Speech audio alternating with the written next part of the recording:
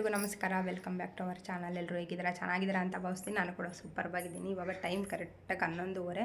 So ಇವಾಗ ವಿಡಿಯೋನ ಶುರು ಮಾಡ್ತಾ ಇದ್ದೀನಿ. ಸೊ ಇವತ್ತಿನ ವಿಡಿಯೋ ಹೇಗೆ ಹೋಗುತ್ತಾ ಗೊತ್ತಿಲ್ಲ. ಸ್ವಲ್ಪ ಬ್ಯಾಂಕಿಗೆ ಹೋಗಬೇಕು, ಯಾಕಂದರೆ ಊರಲ್ಲಿ ಮಾಡಿಸಿರೋ ಅಂಥ ಅಕೌಂಟನ್ನ ಇಲ್ಲಿಗೆ ಟ್ರಾನ್ಸ್ಫರ್ ಮಾಡಿಸ್ಕೊಳ್ಳೋಣ ಅಂತ ಇದ್ದೀನಿ. ಸೊ ನೋಡೋಣ ಏನಾಗುತ್ತೆ ಅಂತ. ಇನ್ನು ನಾನು ಇವಾಗ ಬ್ಯಾಂಕ್ ಆಫ್ ಬರೋಡಾ ಆಗಿದೆ, ವಿಜಯ ಬ್ಯಾಂಕ್ ಇದ್ದಿದ್ದು. ಅದನ್ನು ಇವಾಗ ನಂಬರ್ನೂ ಕೂಡ, ನನ್ನ ಅಕೌಂಟ್ ನಂಬರ್ನೂ ಕೂಡ ಇಸ್ಕೊಂಡಿಲ್ಲ. ನೋಡೋಣ ಇವಾಗ ಹೋಗ್ತಾ ಇದ್ದೀನಿ ಏನಾಗುತ್ತೆ ಅಂತ. ಅಲ್ಲಿ ಕೇಳಿಕೊಂಡು, ಇಲ್ಲ ಅಂತಂದರೆ ಆಗಿಲ್ಲ ಅಂತಂದರೆ ಅಲ್ಲೇ ಹೋಗಿ ಚೇಂಜ್ ಮಾಡಿಸ್ಕೊಂಡು ಬರಬೇಕು. ಸೊ ಇವತ್ತಿನ ವಿಡಿಯೋ ಹೇಗೋಗುತ್ತೆ ಅಂತ ನೋಡೋಣ. ಸೊ ಪೂಜೆನೂ ಕೂಡ ಎಲ್ಲ ಮುಗಿಸ್ಕೊಂಡಿದ್ದೀನಿ. ಹೂವು ಎಲ್ಲ ಏನು ಮುಡಿಸಿಲ್ಲ, ಯಾಕಂದರೆ ನಾಳೆ ಗುರುವಾರ ಅಲ್ವಾ. ಸೊ ನಾಳೆ ಪೂಜೆ ಎಲ್ಲ ಮಾಡ್ಕೋಬೇಕು. ಹಾಗಾಗಿ ಹೂವು ಎಲ್ಲ ಏನು ಮುಡಿಸ್ಕೊಳ್ಲಿಲ್ಲ. ಪಾತ್ರೆ ಎಲ್ಲ ತೊಳೆದಿಟ್ಟು ಫುಲ್ಲು ಅಡುಗೆ ಮನೆ ಕೆಲಸ ಎಲ್ಲ ಮುಗಿಸ್ಕೊಂಡಿದ್ದೀನಿ. ತಿಂಡಿಗೆ ಉಪ್ಪಿಟ್ಟು ಇವತ್ತು ಸ್ವಲ್ಪ ಏನು ಹೇಳ್ತಾರೆ, ಬನ್ಸಿ ರವೆ ಇತ್ತು, ಅದನ್ನು ಹಾಕ್ಬಿಟ್ಟು ಉಪ್ಪಿಟ್ಟು ಮಾಡ್ಕೊಂಡಿದ್ದೀನಿ. ಇದನ್ನು ತಿಂದು ಇವಾಗ ಬ್ಯಾಂಕಿಗೆ ಹೋಗಿ ಬರಬೇಕು. ಎಲ್ಲ ಕೆಲಸ ಮುಗ್ದಿದೆ, ಏನೂ ಕೆಲಸ ಇಲ್ಲ. ಸೊ ಇವತ್ತು ಎಲ್ಲ ಕೆಲಸನೂ ಬೇಗ ಬೇಗ ಮುಗಿಸ್ಕೊಂಡ್ಬಿಟ್ಟಿದ್ದೀನಿ. ಫಸ್ಟು ತಿಂಡಿ ತಿಂದ್ಬಿಟ್ಟು ಆಮೇಲೆ ಬ್ಯಾಂಕಿಗೆ ಹೋಗಬೇಕು. ಸ್ವಲ್ಪ ಉಪ್ಪಿಟ್ಟು ಜೊತೆಗೆ ಮೊಸರು ಹಾಕ್ಕೊಂಡಿದ್ದೀನಿ. ಬನ್ಸಿ ರವೆ ಸ್ವಲ್ಪ ಬಿಸಿಲಿಗೆ ಅದಕ್ಕೂ ಎದೆ ಉರಿ ಬಂದಂಗೆ ಆಗುತ್ತೆ. ಏನು ಮಾಡೋದು, ಮಸಾಲೆನೂ ಏನೂ ತಿನ್ನೋಂಗಿಲ್ಲ, ಏನೂ ಇಲ್ಲ, ಪಲಾವ್ ಮಾಡ್ಕೊಳ್ಳೋಣ ಅಂದ್ಕೊಂಡೆ. ಸೊ ಹಾಗಾಗಿ ಮಸಾಲೆ ತಿಂದು ಸುಮ್ಮನೆ ಯಾಕೆ ಪ್ರಾಬ್ಲಮ್ ಅಂದ್ಕೊಂಬಿಟ್ಟು ಅದಕ್ಕೆ ಉಪ್ಪಿಟ್ಟನ್ನು ಮಾಡಿಕೊಂಡೆ. ಬನ್ನಿ ಎಲ್ಲರೂ ತಿಂಡಿದ್ದೀನಿ. ನಾನು ತಿಂಡಿ ತಿಂದು ಬ್ಯಾಂಕಿಗೆ ಹೋಗ್ಬಿಟ್ಟು ಬಂದೆ. ಬ್ಯಾಂಕಲ್ಲಿ ಒಂದು ಫಾರ್ಮ್ ಕೊಟ್ಟರು ಅಕೌಂಟ್ ಟ್ರಾನ್ಸ್ಫರ್ ಹೆಂಗೆ ಅಂತ ಹೇಳ್ಬಿಟ್ಟು. ನಾನು ಪ್ಯಾನ್ ಕಾರ್ಡ್ ಏನೂ ತೊಗೊಂಡೋಗಿರಲಿಲ್ಲ. ಸೊ ಹಾಗಾಗಿ ಮನೆಗೆ ವಾಪಸ್ ಬಂದೆ. ಮನೆಗೆ ಬಂದು ಸ್ವಲ್ಪ ಹೊತ್ತು ರೆಸ್ಟ್ ಮಾಡಿ ಮತ್ತೆ ಸಂಜೆಯಿಂದ ವಿಡಿಯೋನ ಶುರು ಮಾಡಿದೆ. ಇವತ್ತು ಅಡುಗೆಗೆ ಮೊಳಕೆ ಹುಳ್ಳಿ ಕಾಳು ಹಾಕಿಬಿಟ್ಟು ಬಸ್ಸಾರು ಮಾಡ್ಕೊಳ್ಳೋಣ ಅಂದ್ಬಿಟ್ಟು ಸೊಪ್ಪು ಬೇರೆ ತೊಗೊಂಡಿದ್ನಲ್ಲ, ಅದನ್ನೆಲ್ಲ ನೀಟಾಗಿ ತೊಳೆದು ಕಟ್ ಮಾಡಿ ಇಟ್ಕೊಂಡಿದ್ದೀನಿ. ಹಾಗೆ ಒಂದು ಗ್ಲಾಸ್ ಟೀ ಕೂಡ ಮಾಡ್ಕೊಂಡಿದ್ದೀನಿ. ಇವಾಗ ನಾನು ಖಾರಕ್ಕೆಲ್ಲ ರೆಡಿ ಮಾಡ್ಕೊಂಡಿದ್ದೀನಿ. ಈರುಳ್ಳಿ ಮತ್ತು ಒಂದು ಟೊಮೊಟೊ, ಹಾಗೆ ಕೊತ್ತಂಬರಿ ಸೊಪ್ಪು ಮತ್ತು ಬೆಳ್ಳುಳ್ಳಿ ಎಲ್ಲದನ್ನು, ಹಸಿಮೆಣ್ಸಿನ್ಕಾಯಿ ಎಲ್ಲದನ್ನು ಸ್ವಲ್ಪ ಬೇಯಿಸ್ಕೊಂಡಿದ್ದೆ. ಅದನ್ನೆಲ್ಲ ಮತ್ತೆ ನಾನು ಸ್ವಲ್ಪ ಹುರ್ಕೋತಾ ಇದ್ದೀನಿ ಆಯಿಲ್ ಹಾಕ್ಬಿಟ್ಟು. ಈರುಳ್ಳಿ ಜೊತೆಗೆ ಮತ್ತೊಂದು ಸಲ ಫ್ರೈ ಮಾಡ್ಕೊಂಬಿಟ್ಟು ಅದನ್ನು ಹಾಗೆ ಸ್ವಲ್ಪ ತಣ್ಣಗಾಗ್ಲಿಕ್ಕೆ ಬಿಟ್ಟು ಆಮೇಲೆ ರುಬ್ಕೋತೀನಿ. ಸಾಂಬಾರು ತುಂಬ ಅಂದರೆ ತುಂಬ ಚೆನ್ನಾಗಿ ಬರುತ್ತೆ ಈ ಥರ ಮಾಡೋದ್ರಿಂದ. ನಾನು ಯಾವುದೇ ರೀತಿ ತೆಂಗಿನಕಾಯಿ ಎಲ್ಲ ಹಾಕ್ತಿರ್ಲಿಲ್ಲ, ಆದ್ರೂ ಸ್ವಲ್ಪ ಸಾಂಬಾರು ಗಟ್ಟಿ ಬರಲಿ ಅಂದ್ಬಿಟ್ಟು ಒಂದೇ ಒಂದು ಸ್ವಲ್ಪ ಕೊಬ್ಬರಿನ ತುರಿದ್ಬಿಟ್ಟು ಹಾಕ್ಕೊಂಡಿದ್ದೀನಿ. ಕೊಬ್ಬರಿ ಹಾಕಿದ್ರೂ ಅಷ್ಟೇ ಸಾಂಬಾರು ತುಂಬ ಟೇಸ್ಟ್ ಬರುತ್ತೆ. ತೆಂಗಿನಕಾಯಿಗಿಂತ ಕೊಬ್ಬರಿಲೇ ತುಂಬ ಟೇಸ್ಟ್ ಚೆನ್ನಾಗಿ ಬರುತ್ತೆ. ಸ್ವಲ್ಪ ಹೊತ್ತಲ್ಲೇ ನನ್ನ ಅಡುಗೆನೂ ಕೂಡ ರೆಡಿ ಆಯಿತು. ಸೊಪ್ಪು ಕಾಳು ಕೂಡ ಒಗ್ಗರಣೆಗೆ ಹಾಕ್ಕೊಂಡೆ. ಸಾಂಬಾರು ಒಂದೇ ಒಂದು ಸ್ವಲ್ಪ ಮಾಡ್ಕೊಂಡಿದ್ದೀನಿ, ಜಾಸ್ತಿ ಮಾಡ್ಕೊಂಡಿಲ್ಲ, ನೋಡ್ತಾ ಇರ್ಬೋದು.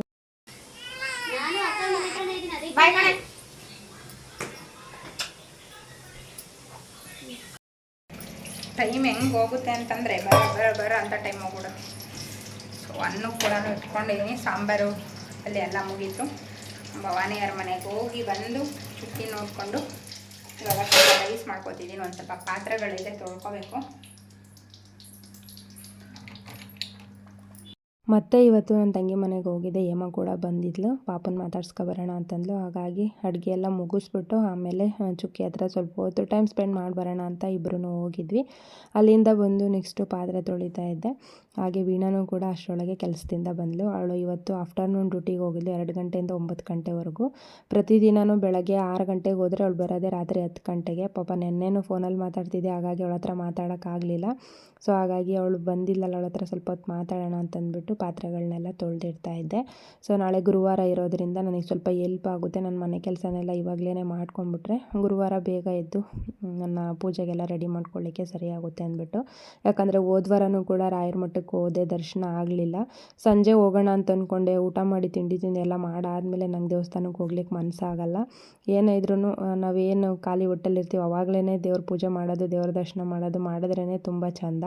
ಅದನ್ನು ಬಿಟ್ಬಿಟ್ಟು ತಿಂದು ಉಂಡು ಆಮೇಲೆ ಮಧ್ಯಾಹ್ನ ಎಲ್ಲ ನಿದ್ದೆ ಮಾಡಿ ಆಮೇಲೆ ದೇವಸ್ಥಾನಕ್ಕೆ ಹೋಗಿ ಬಂದರೆ ಅದೇನು ಚೆನ್ನಾಗಿರುತ್ತೆ. ನನಗೆ ಅದೊಂದು ಚೂರೂ ಇಷ್ಟ ಆಗಲಿಲ್ಲ. ಹಾಗಾಗಿ ನಾನು ಹೋದ್ವಾರ ದೇವಸ್ಥಾನಕ್ಕೆ ಹೋಗಲಿಲ್ಲ. ಹಂಗೆ ಆಚೆಯಿಂದ ಕೈ ಮುಗ್ದು ಬಂದಿದ್ದೆ ಅಷ್ಟೇ, ಮಠಕ್ಕೆ ಹೋಗಿದ್ನಲ್ಲ ಆಚೆಯಿಂದ ನಮಸ್ಕಾರ ಮಾಡ್ಕೊಂಡು ಬಂದಿದೆ. ಸೊ ಹಾಗಾಗಿ ಈ ವಾರನಾದ್ರೂ ಹೋಗೋಣ ಅಂತಂದ್ಬಿಟ್ಟು ಬೇಗ ಎಲ್ಲ ಕೆಲಸ ಮುಗಿಸ್ಕೊಂಡ್ರೂ ತುಂಬ ಲೇಟ್ ಆಗಿಬಿಡುತ್ತೆ. ಅದಕ್ಕೋಸ್ಕರ ರಾತ್ರಿಯೇ ನನ್ನ ಎಲ್ಲ ಕೆಲಸನೂ ಮುಗಿಸ್ಕೊತೀನಿ. ಮತ್ತು ನಾಳೆ ಬ್ಯಾಂಕಿಗೆ ಬೇರೆ ಹೋಗಬೇಕು, ಹಾಗೆ ಊರಿಗೆ ಬೇರೆ ಹೋಗಬೇಕು ಅಂತ ಅಂದ್ಕೊಂಡಿದ್ದೀವಿ ನಾನು ಮತ್ತು ಹೇಮ ಇಬ್ಬರೂ. ಯಾಕಂದರೆ ಬ್ಯಾಂಕಿಂದ ಇಲ್ಲಿ ಆಗಲಿಲ್ಲ ಅಂದರೆ ನಾನು ಅಲ್ಲಿ ಕೊಡಲಿಕ್ಕೆ, ನನ್ನ ಮೇನ್ ಬ್ರಾಂಚ್ ಬಂದು ಅರಸೀಕೆರೆಯಲ್ಲೇ ಇರೋದು. ಸೊ ಹಾಗಾಗಿ ಅಲ್ಲಿಗೆ ಹೋಗಲೇಬೇಕು ಆ ಫಾರ್ಮ್ ತೊಗೊಂಡು. ನೋಡೋಣ ಏನಾಗುತ್ತೆ ಅನ್ನೋದು ಗೊತ್ತಿಲ್ಲ, ನಾಳೆ ಗೊತ್ತಾಗುತ್ತೆ. ಒಂದು 11 ಗಂಟೆ ಮೇಲೆ ಬ್ಯಾಂಕಲ್ಲಿ ಹೋಗಿ ವಿಚಾರಿಸ್ಬೇಕು. ಪಾತ್ರೆ ಎಲ್ಲ ತೊಳೆದು ಮುಗಿಸಿ ಮುದ್ದೆ ಏನು ಮಾಡ್ಕೊಳ್ಳಿಲ್ಲ, ಜಸ್ಟ್ ಅನ್ನ ಸಾಂಬಾರು ಅಷ್ಟೇ ಮಾಡ್ಕೊಂಡಿದ್ದೆ. ರೈಸ್ ಕೂಡ ಮಾಡಿಕೊಂಡೆ, ಸಾಂಬಾರು ಕೂಡ ರೆಡಿಯಾಗಿದೆ. ಸೊಪ್ಪು ಕಾಳು ಅನ್ನ ಸಾಂಬಾರು ಜೊತೆಲಿ ಊಟ ಕೂಡ ಮುಗಿಸ್ದೆ. ಸ್ವಲ್ಪ ಹೊತ್ತಲ್ಲಿ ತುಂಬ ಜನ ನನಗೆ ಯೂಟ್ಯೂಬಲ್ಲಿ ಲಾಸ್ಟಲ್ಲಿ ನೀವು ಎಂಡ್ ಸ್ಕ್ರೀನ್ ಹಾಕ್ತಿರಲ್ಲ ಅದು ಯಾವ ಥರ ಹಾಕ್ತೀರಾ, ಮತ್ತು ಐಕಾರ್ಟ್ ಹಾಕ್ತಿರಲ್ಲ ಅದನ್ನು ಯಾವ ಥರ ಹಾಕ್ತೀರಾ ತೋರಿಸಿ ಅಂತ ಹೇಳಿದರು. ಸೊ ಹಾಗಾಗಿ ಹಾಗೆ ನಾನು ಲ್ಯಾಪ್ಟಾಪ್ ಓಪನ್ ಮಾಡಿದ್ದೆ. ಫೇಸ್ಬುಕ್ಕಿಂದು ಸ್ವಲ್ಪ ಏನೋ ವರ್ಕ್ ಇತ್ತು ಅಂದ್ಬಿಟ್ಟು, ಹಾಗಾಗಿ ಇದನ್ನು ಕೂಡ ತೋರಿಸೋಣ ಅಂತ ಅಂದ್ಬಿಟ್ಟು ಒಂದು ಚಿಕ್ಕದಾಗಿ ವಿಡಿಯೋ ಮಾಡಿಕೊಂಡೆ. ಮೊದಲನೇದಾಗಿ ಕ್ರೋಮ್ಗೆ ಹೋಗ್ಬಿಟ್ಟು ಯೂಟ್ಯೂಬ್ ಲಾಗಿನ್ ಅಂತ ಹಾಕಬೇಕು. ಯೂಟ್ಯೂಬ್ನ ಲಾಗಿನ್ ಮಾಡಾದಮೇಲೆ ನಾವು ವಿಡಿಯೋ ಸ್ಟೇಟಸ್ಗೆ ಹೋಗಿ ಈಗ ಡ್ಯಾಶ್ ಬೋರ್ಡ್ ಕಾಣ್ತಾ ಇದೆ, ನೋಡ್ತಾ ಇರ್ಬೋದು ನೀವು. ಸೊ ಇವಾಗ ಸೆಟ್ಟಿಂಗ್ಸ್ ಓಪನ್ ಆಗ್ತಾ ಇದೆ, ಅದನ್ನು ಕ್ಯಾನ್ಸಲ್ ಮಾಡ್ಕೋಬೇಕು. ಸೆಟ್ಟಿಂಗ್ಸಲ್ಲೆಲ್ಲ ಈ ಥರ ಗ್ರೀನಲ್ಲೇ ಇರಬೇಕು. ಇದನ್ನು ಯಾವಾಗಲಾದರೂ ನೆಕ್ಸ್ಟ್ ಟೈಮ್ ನಾನು ತೋರಿಸ್ತೀನಿ ಏನಿದೆಲ್ಲ ಅಂತ ಹೇಳ್ಬಿಟ್ಟು. ಸೊ ನಾನಿಲ್ಲಿ ಸ್ವಲ್ಪ ಅದು ಏನೇನೋ ಅಡ್ವರ್ಟೈಸಿಂದೆಲ್ಲ ಕೊಡ್ತಾ ಇರ್ತಾರೆ, ಅದನ್ನು ಕ್ಯಾನ್ಸಲ್ ಮಾಡಿಕೊಂಡೆ. ನೋಡ್ತಾ ಇರ್ಬೋದು ಇವಾಗ ತೋರಿಸ್ತಾ ಇದ್ದೀನಿ. ಇವಾಗ ನನ್ನ ಒಂದು ಮೇನ್ ಡ್ಯಾಶ್ ಬೋರ್ಡು ಓಪನ್ ಆಗಿದೆ. ಅದಾದಮೇಲೆ ನಾನು ಕಂಟೆಂಟ್ ಅಂತ ಕಾಣಿಸ್ತಾ ಇದೆ ನೋಡಿ, ಅದ್ರ ಮೇಲೆ ಕ್ಲಿಕ್ ಮಾಡ್ತಾ ಇದ್ದೀನಿ. ಅದ್ರ ಮೇಲೆ ಕ್ಲಿಕ್ ಮಾಡಿದ ತಕ್ಷಣ ಈ ಥರ ನಾವು ಅಪ್ಲೋಡ್ ಮಾಡಿರೋ ಅಂಥ ಎಲ್ಲ ವಿಡಿಯೋಗಳು ಓಪನ್ ಆಗುತ್ತೆ. ಇಲ್ಲೇ ನಮಗೆ ಗೊತ್ತಾಗುತ್ತೆ ವಿಡಿಯೋಗೆ ಏನೆಲ್ಲ ರಿಸ್ಟ್ರಿಕ್ಷನ್ ಬಂದಿದೆ ಎಲ್ಲ, ಅದನ್ನು ನಾವು ಅಲ್ಲೇ ಚೆಕ್ ಮಾಡ್ಕೋಬೋದು. ಇವಾಗ ನಾನು ತೋರಿಸ್ತಾ ಇದ್ದೀನಿ ನೋಡಿ, ಈ ಥರ ಒಂದು ಓಪನ್ ಆಗುತ್ತೆ. ಒಂದು ಪೇಜ್ ಓಪನ್ ಆದಮೇಲೆ ಕೆಳಗಡೆ ಬಂದರೆ ನಿಮಗೆ ಅಲ್ಲಿ ಕಾಣಿಸುತ್ತೆ ಸಬ್ ಟೈಟಲ್, ಹಾಗೆ ಎಂಡ್ ಸ್ಕ್ರೀನ್ ಮತ್ತು ಕಾರ್ಡ್ಸ್ ಅಂತ ತೋರಿಸ್ತಾ ಇದೆ ನೋಡಿ. ನಾನೀಗ ಎಂಡ್ ಸ್ಕ್ರೀನ್ ಮೇಲೆ ಕ್ಲಿಕ್ ಮಾಡಿದ್ದೀನಿ.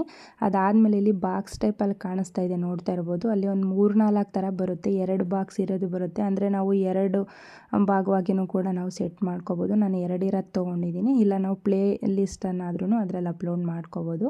ಸೊ ಅದಾದಮೇಲೆ ನೆಕ್ಸ್ಟು ನಾನು ವಿಡಿಯೋ ನಮಗೆ ಯಾವ್ದು ಬೇಕು ಅದನ್ನು ನಾವು ಅಲ್ಲಿ ಚೂಸ್ ಮಾಡ್ಕೋಬೇಕಾಗುತ್ತೆ. ನಾನಿಲ್ಲಿ ಮೊದಲನೇದೇ ತೋರಿಸ್ತಾ ಇದ್ದೀನಿ, ನೋಡ್ತಾ ಇರ್ಬೋದು ಅಲ್ಲಿ ಕಾಣಿಸ್ತಾ ಇದೆ. ಸೆಕೆಂಡ್ ಒಂದು ಚಾಯ್ಸ್ ಅಂತ ಇದೆ ನೋಡಿ, ಚಾಯ್ಸ್ ವಿಡಿಯೋ, ಅದ್ರ ಮೇಲೆ ಮತ್ತೆ ಕ್ಲಿಕ್ ಮಾಡಿ ಇನ್ನೊಂದು ವಿಡಿಯೋನ ತಗೊಂಡೆ. ಇವಾಗ 2 ವಿಡಿಯೋನ ಅಲ್ಲಿ ನಾನು ಎಂಡ್ ಸ್ಕ್ರೀನಲ್ಲಿ ಹಾಕಿದ್ದೀನಿ. ಅದಾದಮೇಲೆ ಸೇವ್ ಅಂತ ಮೇಲ್ಗಡೆ ಬ್ಲೂ ಕಲರಲ್ಲಿ ಬರುತ್ತೆ, ಅಲ್ಲಿ ಸೇವ್ ಕೊಟ್ಟರೆ ಮುಗೀತು. ಇವಾಗ ಕಾರ್ಡ್ಸ್ ಹಾಕೋದನ್ನು ತೋರಿಸ್ತಾ ಇದ್ದೀನಿ, ಇದ್ರ ಮೇಲೆ ಕ್ಲಿಕ್ ಮಾಡಿ ನೆಕ್ಸ್ಟು ಈ ರೀತಿಯಾಗಿ ಓಪನ್ ಆಗುತ್ತೆ. ಮೇಲ್ಗಡೆ ವಿಡಿಯೋಸ್ ಅಂತ ಬರುತ್ತೆ, ಅದ್ರ ಮೇಲೆ ಕ್ಲಿಕ್ ಮಾಡಿದ್ರೆ ನಾನು ಕೈಯಲ್ಲಿ ಮೊಬೈಲ್ ಇಟ್ಕೊಂಡು ಮಾಡೋದ್ನಲ್ಲ, ಸೊ ಹಾಗಾಗಿ ಸ್ವಲ್ಪ ಈ ಥರ ಶೇಕ್ ಆಗ್ತಾಯಿದೆ.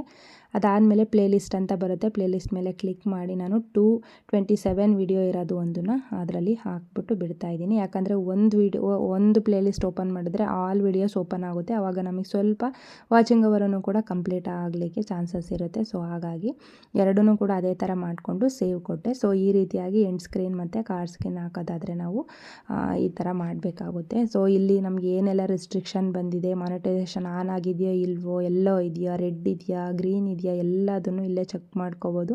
ಪೆನ್ಸಿಲ್ ಮಾರ್ಕ್ ಮೇಲೆ ಕ್ಲಿಕ್ ಮಾಡಿದ್ರೆ ಆಯಿತು, ಪ್ರತಿಯೊಂದು ತೋರಿಸಿದೆ ನೋಡಿ. ಮಾನಿಟೈಸೇಷನ್ ಆನ್ ಆಗಿರೋದು, ಆ್ಯಡ್ಸ್ ಎಲ್ಲ ಯಾವ ರೀತಿಯಾಗಿ ಬರುತ್ತೆ, ಪ್ರತಿಯೊಂದು ನಾವು ಇದರಲ್ಲೇ ನೋಡ್ಕೋಬೋದು.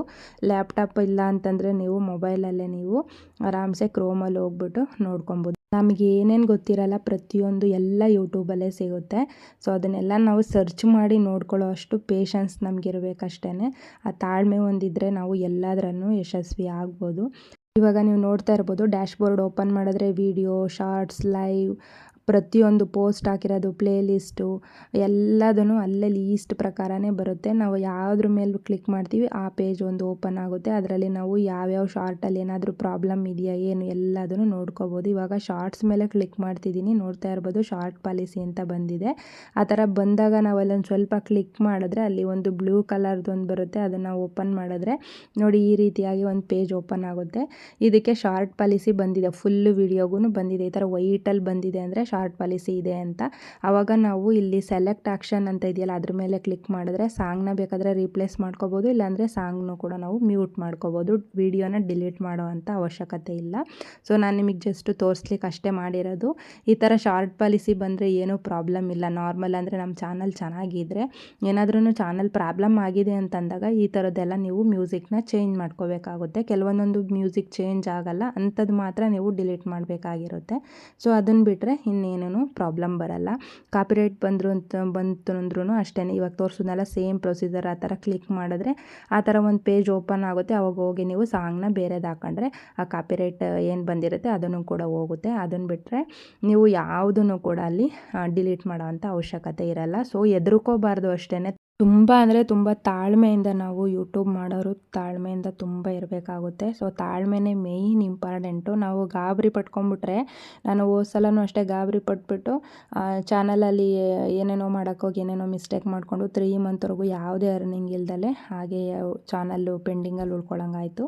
ಸೊ ಆ ಥರ ಗಾಬರಿಯಿಂದ ಏನೂ ಮಾಡ್ಲಿಕ್ಕೆ ಹೋಗಬೇಡಿ. ಏನಾದರೂ ಪ್ರಾಬ್ಲಮ್ ಆಗಿದ್ರೆ ಅಂತಂದರೆ ಒಬ್ಬರಲ್ಲ ಅಂತ ಇಬ್ಬರ ಹತ್ರ ಕೇಳಿ, ವೀಡಿಯೋಸ್ಗಳು ಚೆಕ್ ಮಾಡಿ, ಗೂಗಲಲ್ಲಿ ನೋಡಿ, ಯೂಟ್ಯೂಬಲ್ಲಿ ನೋಡಿ, ಪ್ರತಿಯೊಂದು ಸರ್ಚ್ ಮಾಡಿ ನೋಡಿ ಆಮೇಲೆ ನೀವು ಮುಂದಿನ ಪ್ರೊಸೀಜರ್ ಮಾಡ್ಕೋಬೇಕೆ ಹೊರತು ಏನಾದರೂ ಚಾನಲಲ್ಲಿ ಪ್ರಾಬ್ಲಮ್ ಆಗಿದೆ ಅಂದ ತಕ್ಷಣವೇ ನೀವು ವೀಡಿಯೋಸ್ನೆಲ್ಲ ಡಿಲೀಟ್ ಮಾಡಬೇಡಿ.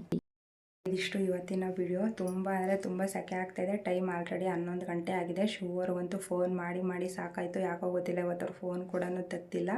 9 ಗಂಟೆಯಿಂದನೂ ಫೋನ್ ಮಾಡ್ತಾಯಿದ್ದೀನಿ, 11:30ವರೆಗೂ ಇನ್ನೂ ಫೋನ್ ರಿಸೀವ್ ಮಾಡಿಲ್ಲ. ತುಂಬ ಬೇಜಾರಾಗ್ತಿದೆ, ನಿದ್ದೆನೂ ಕೂಡ ಬರ್ತಾಯಿಲ್ಲ.